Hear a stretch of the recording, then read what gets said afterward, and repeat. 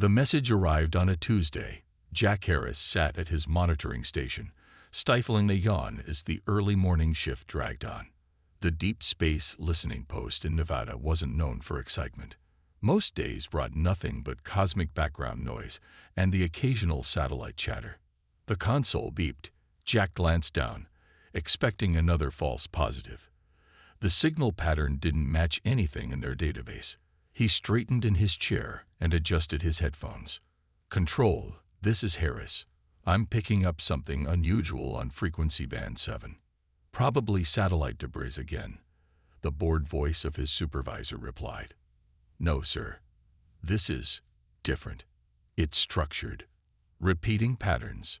Jack isolated the signal and ran it through the preliminary analysis programs. The computer struggled with the complex algorithms embedded in the transmission. Whatever this was, it wasn't random, and it certainly wasn't human in origin.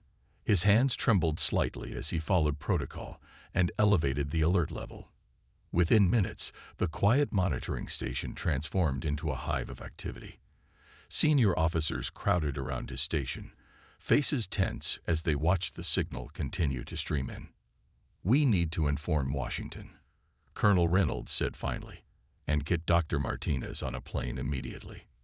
Dr. Olivia Martinez had been preparing for this moment her entire career, though she never truly believed it would come. As the nation's foremost expert in theoretical xenolinguistics, she had developed models for potential alien communication. Now, racing across the country on a military transport, she reviewed her notes with shaking hands. The transmission contained mathematical sequences, followed by what appeared to be an audiovisual component. By the time Olivia arrived at the facility, the best computers in the country were working to decode it. "It's a language primer," she explained to the room full of military and intelligence officials. "They're teaching us how to understand them, starting with universal mathematical concepts and building toward more complex ideas." General Frank Wilson leaned forward. "And what are they saying, Doctor?" Olivia hesitated. "They call themselves the Arcturians. They claim to have been observing Earth for centuries." She paused. "And they're concerned about us." Over the next 48 hours, the message became clearer. The Arcturians had monitored humanity's technological development, our wars, our environmental impact.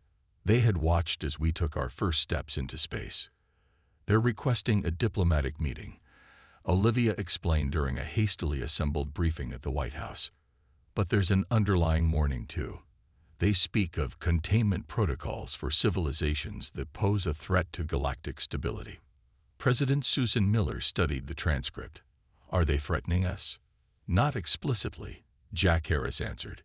He had been brought to Washington as the original signal recipient. "But the implication is clear. They want to establish rules for our future space development." The following weeks saw an unprecedented global cooperation effort. Nations that had been enemies for generations found common cause in forming a unified response. Dr. Martins led the communication team, with Lieutenant Harris serving as military liaison.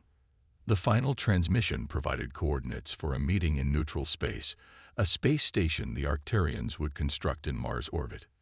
"We should be cautious," advised National Security Advisor Peter Davis. "This could be a trap, or the most important opportunity in human history," Olivia countered. When the Arcturians sent images of their appearance, tall, silvery beings with elongated limbs and large, faceted eyes, the reality of the situation finally sank in for humanity. We were not alone, and our cosmic neighbors were watching us with concern. The President authorized the assembly of Earth's first interspecies diplomatic team.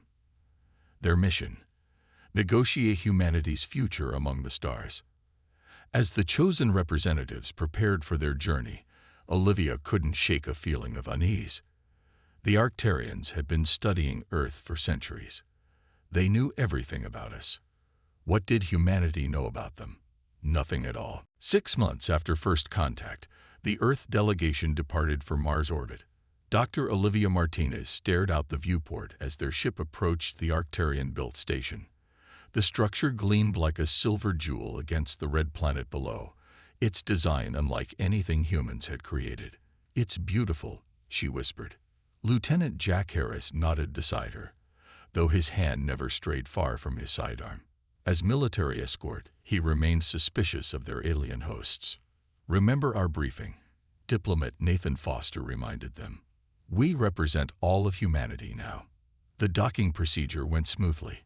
When the airlock opened, they faced their first in-person encounter with the Arcturians. 3 tall figures waited in the corridor, their silvery skin reflecting the light. Their movements were fluid and graceful as they bowed slightly. "We welcome Earth's representatives," the central figure said, its voice melodic and without obvious mouth movement. "I am Delegate Xerex." Nathan stepped forward. "On behalf of Earth, we thank you for this opportunity for dialogue." The station interior was designed with both species in mind, with separate living quarters adjusted for different atmospheric preferences. The meeting chamber featured a circular table with no obvious head position, a diplomatic touch Olivia appreciated. On the second day, the true purpose of the summit became clear. "We will now present evidence of humanity's potential threat classification," Xerex announced. The room darkened and a 3-dimensional display activated. It showed Earth's history of warfare in vivid detail. Ancient battles, world wars, modern conflicts. It continued with environmental destruction, species extinction, and nuclear proliferation. "Your species advances technologically before achieving social harmony," another Arcturian named Velexi stated. "This pattern has been observed and classified as high risk." Jack tensed. "You've been judging us all this time." "We have been evaluating," Xerex corrected, "as we do all emerging spacefaring civilizations." The next projection showed simulations of potential human expansion into space, mining operations stripping asteroids, military bases on moons, conflicts with other species. Without guidance, humanity will likely trigger interstellar instability within 2 centuries. Velexi concluded. Nathan maintained his diplomatic composure. "We appreciate your concerns, but humanity must determine its own path." "That is not possible." The third Arcturian, until now silent, spoke firmly. "We represent the Galactic Governance Council. Species classified as high risk must accept containment protocols." Olivia felt cold dread spreading through her. Containment. The terms were presented methodically. Earth could continue development within its solar system, but with strict limitations. Faster-than-light research was forbidden. Military capabilities in space would be severely restricted. Regular inspections would be conducted. In exchange, the Arcturians would provide limited technological assistance in sustainable energy and medicine. "This is not a negotiation," Xerex stated when Nathan attempted to modify terms. "These are standard containment protocols." For 3 days, the Earth team tried to find compromise. They requested time to consult with Earth's governments. The Arcturians granted a single day. The response from Earth was divided. Some nations wanted to reject the treaty outright. Others feared the consequences. "What happens if we refuse?" Jack asked during their final session. Velexi's large eyes seemed to darken. "Species that reject containment protocols and continue high-risk development patterns are subject to preventative measures." "You mean extinction," Olivia said quietly. The Arcturian did not deny it. With the implicit threat hanging in the air, Nathan signed a Galactic Containment Treaty. The document glowed briefly as Arcturian technology recorded and transmitted the agreement instantly across space. As they prepared to return to Earth, Olivia noticed Jack staring angrily at the station. "This isn't over," he whispered. "Humanity won't be caged forever." The Arcturians watched silently as the Earth ship departed. None of the humans noticed the hidden signal sent from the station to waiting Arcturian vessels throughout the solar system. Containment had begun. 10 years passed since the signing of the Galactic Containment Treaty. Humanity adapted to life under Arcturian restrictions. The great space programs of Earth now operated within strict boundaries, their dreams of reaching distant stars put on indefinite hold. Laura Bennett walked through the corridors of the Containment Enforcement Agency headquarters in Geneva. As a senior compliance officer, she believed in the treaty's importance. The Arcturians had shared enough technology to solve Earth's energy crisis and several major diseases. The price seemed fair. "Officer Bennett, we have a situation in Argentina," her assistant said, handing her a tablet. "Unauthorized propulsion research." Laura sighed. "Alert the local team. I'll review the file." Across the world in a small apartment in Houston, former astronaut Daniel Wright led a different kind of meeting. 6 people sat around his dining table, speaking in hushed tones. "The shipment from Brazil arrived," said a woman with short gray hair. "We can resume testing next week." Daniel nodded. "Good work, Mia. Any signs of CEA surveillance?" "Nothing yet, but they're getting better at tracking component purchases." Daniel had formed the Prometheus Group shortly after the treaty was signed. What began as a discussion forum for disgruntled space enthusiasts had evolved into something more serious, an organized resistance against Arcturian containment. "I have something," said Alex, their youngest member, opening his laptop.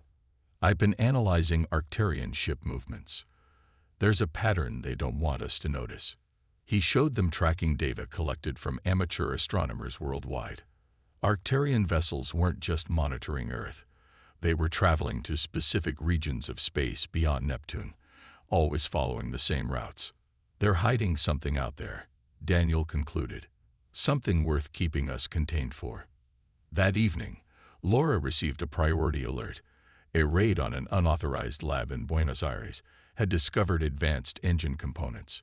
The technology appeared to violate Article 7 of the treaty, the prohibition against faster-than-light research.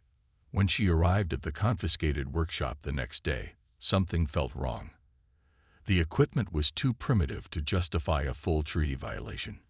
Yet the Arcturian observer, Valexi, insisted on maximum penalties for those involved. The intent was clear, Valexi stated. This laboratory aimed to circumvent containment. Laura frowned. "The evidence suggests early research only. The standard response would be a warning. The Council has determined that humans require stricter enforcement measures," Valexi replied, faceted eyes revealing nothing. That night, reviewing the case, Laura discovered something odd. The raid had been ordered before any evidence of treaty violation was confirmed. It was as if the Arcturians knew what the researchers were doing before they did it. Meanwhile, Daniel received a message from a contact inside the European Space Agency. Dr. Ethan Powell and Dr. Grace Kim, leading propulsion scientists, had vanished after their lab was raided. But they hadn't been arrested. "They're on the run," Daniel told his group, "and they've taken their research with them." 2 weeks later, Laura was reviewing Arcturian patrol schedules when she noticed the same pattern Alex had discovered. The Arcturians claimed these were routine security operations, but their explanations seemed inconsistent with their movements. When she requested clarification, her Arcturian supervisor denied her access to further information. "This extends beyond your clearance, Officer Bennett," the alien said coldly. That night, Laura did something she had never considered before. She accessed classified files without authorization. What she found disturbed her deeply. The Arcturians weren't just monitoring Earth. They were suppressing specific scientific developments that posed no obvious threat. As Laura stared at her screen, a message appeared from an encrypted source. "The treaty isn't what they claim. We have proof. Meet tomorrow if you want the truth." It was signed, Prometheus. Ethan Powell wiped sweat from his forehead as he worked. The underground laboratory wasn't ideal, but it was all they had. After fleeing the raid on their official research facility, he and Grace Kim had been moving constantly, staying one step ahead of the Containment Enforcement Agency.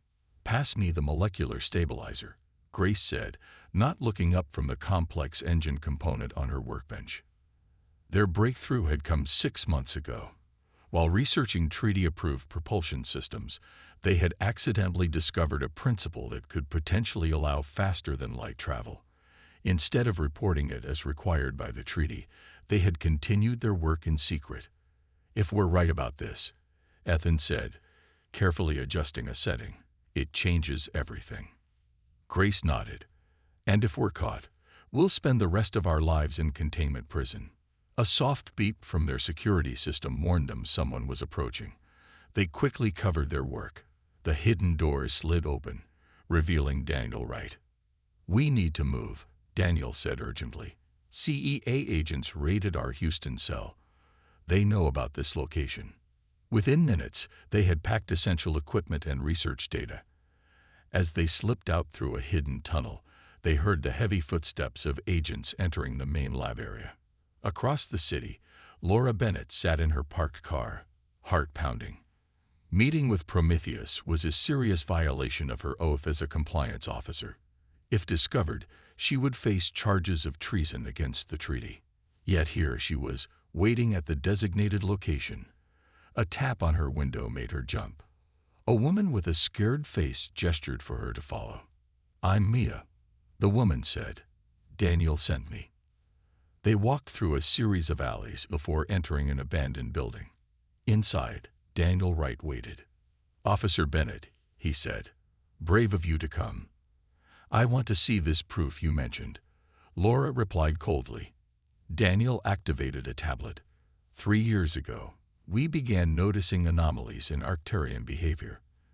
They claim to only restrict technologies that could threaten galactic peace, yet they suppress seemingly harmless research. He showed her a list of scientific projects that had been shut down by Arcturian request: weather prediction algorithms, deep-sea mapping technologies, specific types of communication systems. "None of these violate the treaty directly," Laura observed. "Exactly. But they all share one thing: they could potentially help us detect what the Arcturians are doing in the outer solar system." Laura thought of the classified files she had seen. "They're hiding something out there. We believe they're mining or harvesting something valuable, something they don't want to share." Their conversation was interrupted by Mia rushing in. "They found us. CEA and Arcturian observers, less than 5 minutes out." Daniel grabbed a backpack. "Come with us if you want the full truth, Officer Bennett. Stay and explain why you're meeting with known treaty violators." Laura hesitated only briefly before following them through a hidden passage. At that moment, on the other side of the city, Ethan and Grace were examining their prototype engine in a new temporary lab. "The dimensional folding principle works," Grace said excitedly. "We've proven it on a quantum scale." Ethan nodded. "But scaling up requires materials we can't access while on the run." The door opened as Daniel entered with Laura and Mia. Grace reached for a weapon until Daniel raised a hand. "She's with us now," he explained, introducing Laura. Laura stared at the engine prototype. "Is that what I think it is?" Ethan nodded grimly. "A drive that could take humanity to the stars. Treaty beat end." "The Arcturians will kill to keep this technology contained," Laura warned. "That's why we need your help," Daniel replied. "You know their detection systems, their protocols.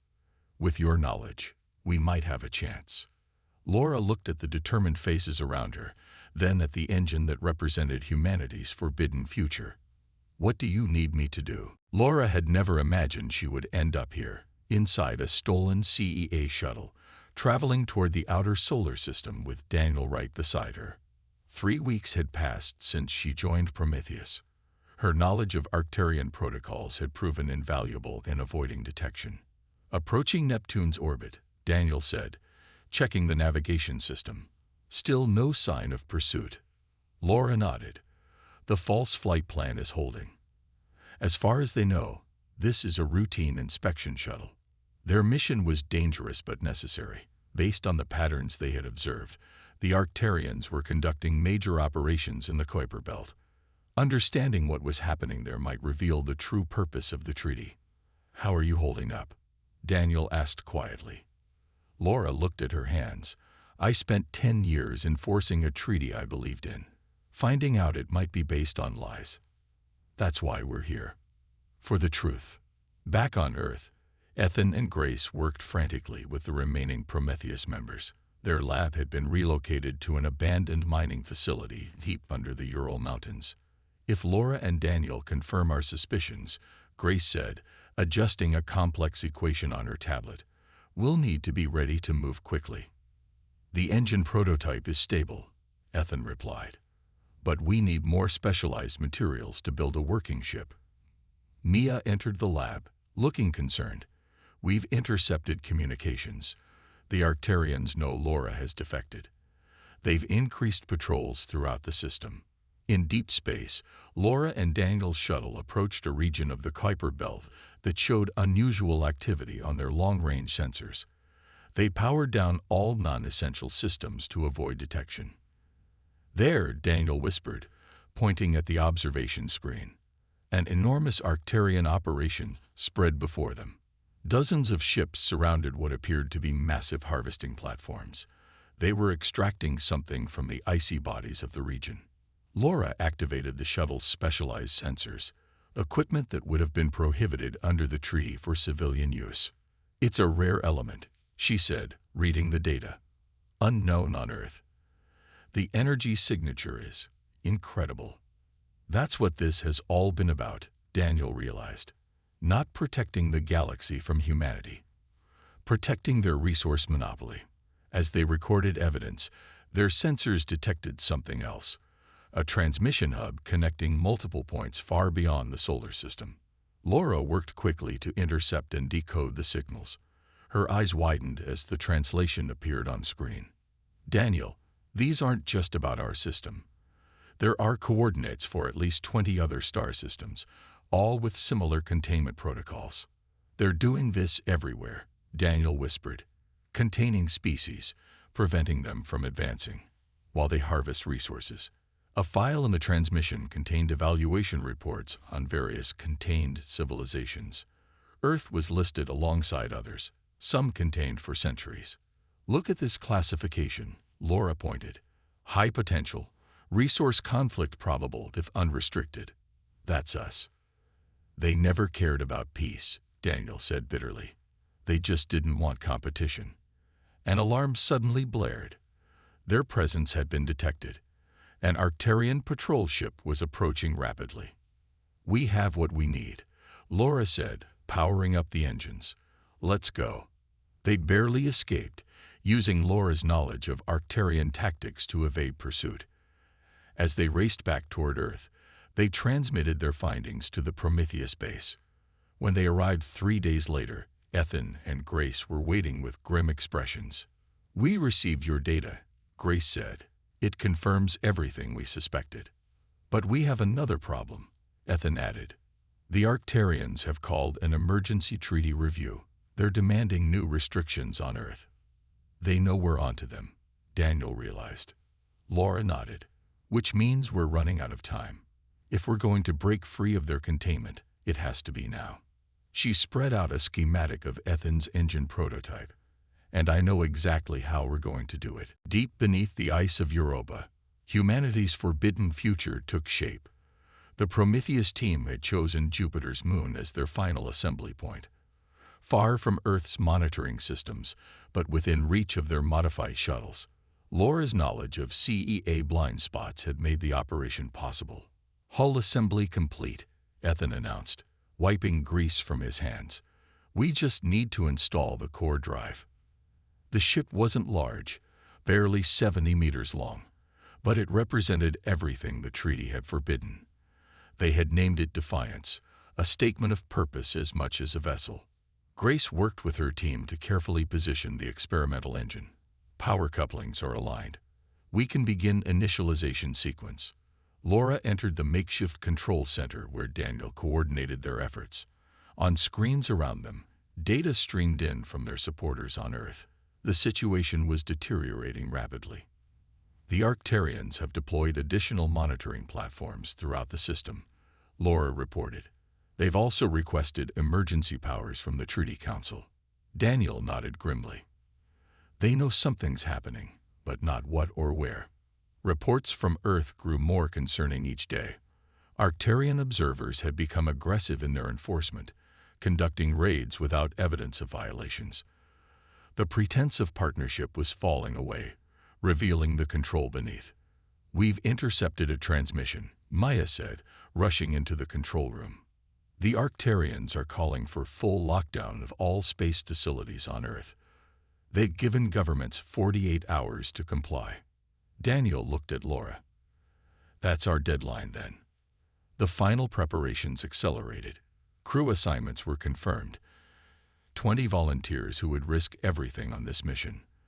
Their goal was simple but daunting: break through Arcturian containment, gather irrefutable evidence of their deception, and broadcast it to Earth and any other civilizations who might receive it.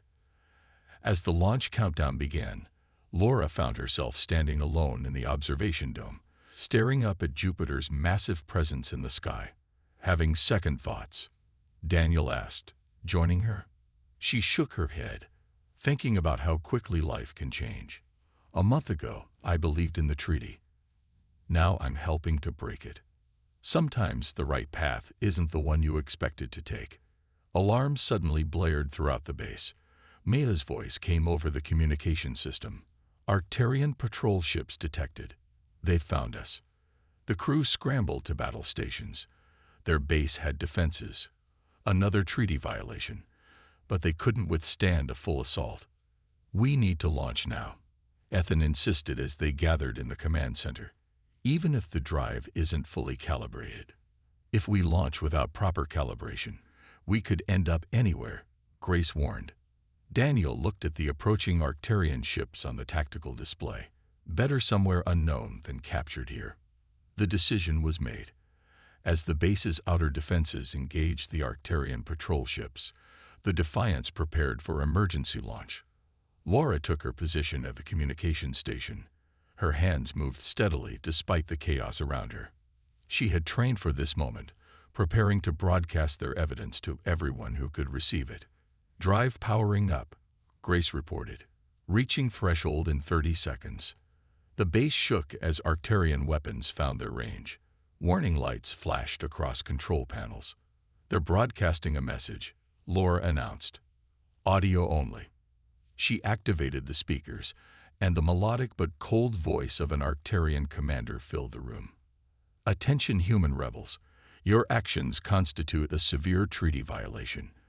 Return to Earth immediately or face extinction protocols. This is your final warning."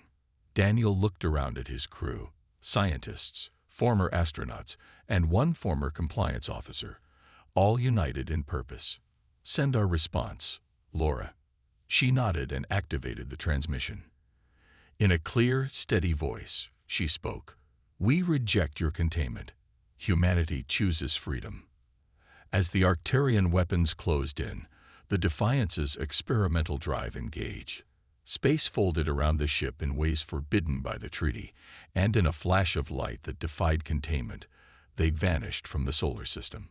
The journey to truth had begun. The Defiance emerged from its dimensional jump into unknown space. Warning alarms blared as systems stabilized. The crew picked themselves up from the floor, dazed but alive. "Status report," Daniel called out, helping Grace back to her station. "Drive is operational but needs cooling," she replied. "We can't jump again for at least 12 hours. Laura worked at her console, trying to determine their location.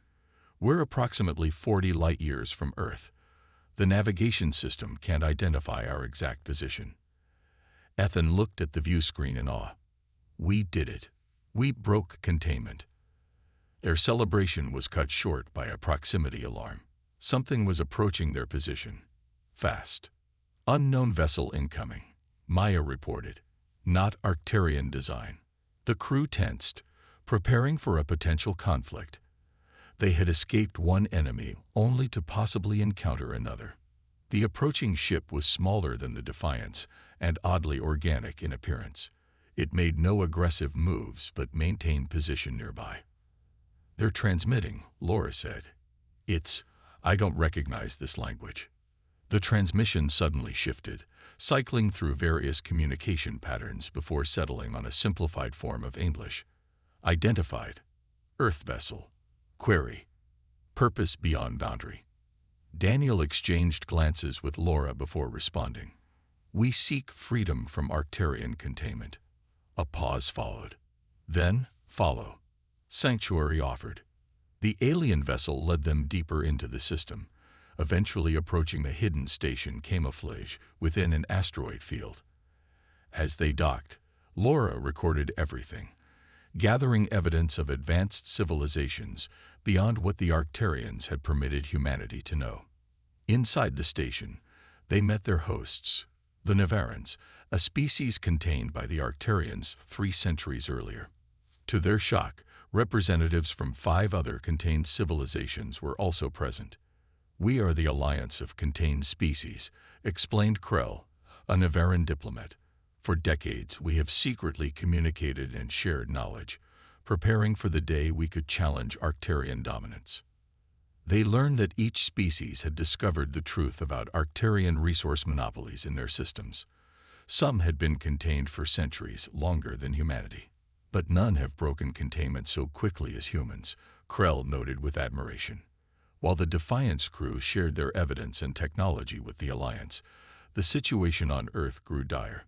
The Arcturians had revealed the full extent of their enforcement capabilities, weapon platforms hidden throughout the solar system, capable of devastating planetary strikes. Their message was simple: submit to permanent containment protocols or face extinction. World leaders debated desperately while protesters filled streets globally, demanding rejection of Arcturian threats. The revelation of similar containment treaties on other worlds had spread despite Arcturian attempts to block communications. The Prometheus base on Europa had been destroyed, but not before broadcasting the Defiance's discoveries to Earth.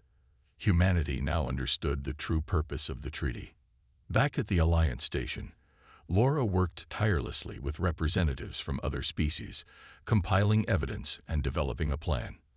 "The Arcturians maintain control through isolation," she explained. "Each contained species is led to believe they're alone in their resistance. Unite the contained, and their power crumbles," Daniel added. With Alliance help, they'd modified the Defiance's engine to enable more precise jumps. Grace and Ethan worked with engineers from 3 different species to enhance Earth's defensive capabilities against Arcturian weapons. When they were ready, the Defiance jumped back to the solar system, accompanied by ships from every Alliance species. They arrived to find Earth on the brink of war, Arcturian weapons powered and targeting major cities. Laura broadcast their message across all frequencies, to Earth and to the Arcturians. "Containment ends today. Not just for humanity, but for all species. We offer peace and cooperation in place of domination. The resources of space belong to all, not just the Arcturians." The Alliance fleet positioned itself between Earth and the Arcturian weapons. For tense hours, the galaxy's future hung in balance. Finally, the Arcturian High Council responded. Centuries of unchallenged power had left them unprepared for united resistance. They agreed to withdrawal and negotiations. As celebration erupted across Earth, Daniel stood with Laura on the Defiance's observation deck, watching Alliance ships establish protective positions around their world. "What happens now?" Laura asked. Daniel smiled. "Now we build something better than containment, a true galactic community."